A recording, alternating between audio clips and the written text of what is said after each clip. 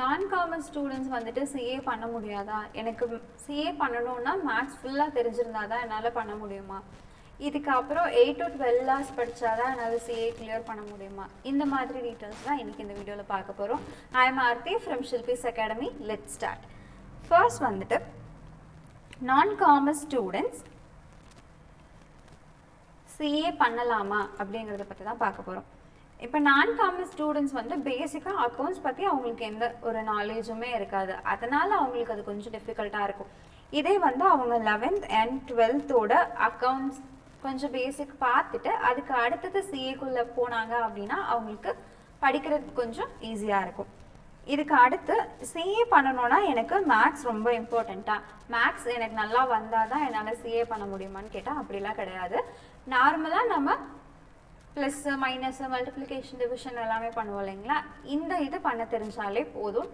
But என்னென்னா CA ஃபவுண்டேஷனில் மட்டும் கொஞ்சம் நம்ம எஃபர்ட்ஸ் போடுற மாதிரி இருக்கும். இதுக்கு அடுத்தது ஸ்டடி ஹவர்ஸ்.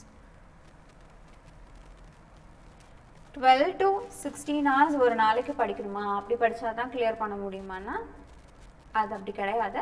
நம்ம படிக்கிற கான்செப்டாக கிளியராக படிக்கிறோமா, அந்த இடத்துல கான்செப்சுவல் கிளாரிட்டி அப்படிங்கிறது தான் ரொம்ப முக்கியம். இந்த இடத்துல நம்ம மெமரைஸ் பண்ணிட்டு போய் எழுதுறதுக்கு எதுவுமே கிடையாது. இப்போ நான் ஃபுல் டைம் வந்துட்டு நான் சிஏ பண்ணுறேன், அப்போது நான் ஃபுல் டே உட்காந்து நான் படித்து தானே ஆகணும்னா அவங்களுக்காக இன்னொரு டிப்ஸ். இதில் வந்துட்டு 4 hours அவங்க வந்து படிச்சுட்டு இதுக்கு அடுத்து பேலன்ஸ் இருக்க டைமில் அவங்க என்ன பண்ணலான்னா ஆல்ரெடி படிச்சிருக்கிறத ஒரு ரிவிஷன் மாதிரி அவங்க பண்ணலாம். ஏன்னா 4 hours மேலே நம்ம என்ன தான் படித்தாலும் அது மைண்டில் நிற்காது. பெட்டர் அதுக்கு நம்ம முன்னாடி படித்ததை ஒரு ரிவைஸ் மாதிரி பண்ணலாம், இல்லை டெஸ்ட் எழுதி பார்க்கலாம், இந்த மாதிரி பண்ணலாம்.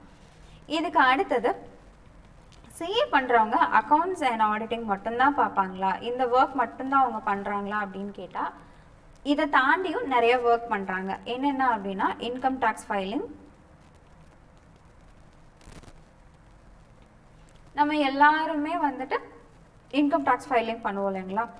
இதுக்கு அடுத்து ஜிஎஸ்டி ஃபைலிங் வந்துட்டு இப்போ ஏதோ ஒரு பிஸ்னஸ் வச்சுருக்காங்க அப்படின்னா அவங்க ஐடிசி கிளைம் பண்ணிக்கிறதுக்காக மோஸ்ட்லி ஜிஎஸ்டி ஃபைலிங் பண்ணுவாங்க, இந்த ஒர்க். இதுக்கு அடுத்தது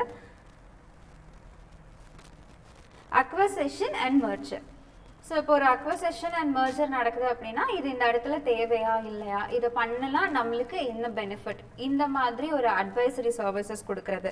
இதுக்கு அடுத்தது இன்வெஸ்ட்மெண்ட் அட்வைசரி. இதில் நம்ம இன்வெஸ்ட் பண்ணோன்னா நம்மளுக்கு எவ்வளோ ப்ராஃபிட் வரும், இது மூலயமா நம்ம டேக்ஸ் ஏதாவது சேவ் பண்ணிக்க முடியுமா அப்படிங்கிற ஐடியாஸ் எல்லாருமே வந்துட்டு சிஏ பண்ணவங்க கொடுப்பாங்க. ஸோ இது மாதிரி இன்னும் நிறைய இன்ஃபர்மேஷன்ஸ் தெரிஞ்சுக்கணும் அப்படின்னா நம்ம ஷில்பிஸ் அகாடமி சேனலை சப்ஸ்கிரைப் பண்ணிக்கோங்க. தேங்க்யூ.